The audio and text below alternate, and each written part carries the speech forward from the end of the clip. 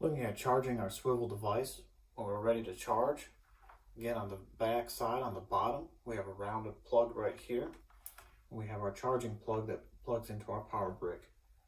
When we plug into it, we now have a blinking light next to the word base. Green blinking means that it's charging. When it goes solid, it's fully charged. We can also take our instructor remote, and on the top of the device, we have a spot that it will just sit right inside. We set it inside. We now see the marker light is also going to blink green as well for showing that it is charging. It will charge even if the base station is not plugged in. It will charge it off the internal battery. When we want to charge our additional student remotes, what we can do is we can charge it inside of the base station when the instructor remote is pulled out, but we also have a secondary cable inside of our setup as well, inside of our case, with two prongs on the outsides. When we look at our instructor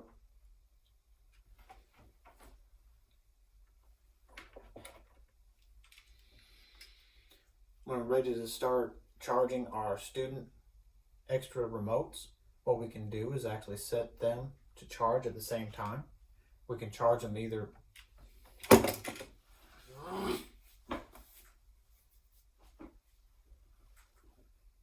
when we're ready to charge our additional remotes, we can take and have multiple options. We can either charge it inside of the base station when the instructor remote is not in it, or we can take both of them at one time, and on the side of them there is what looks like a headphone jack. Using that jack, we can use our extra cable that comes with our device inside the case that has two jack ports on it. Plug that into your adapter, and what we can do is just plug this firmly into each of the remotes, and then we can look at the side where the power button is and it will be blinking for charging.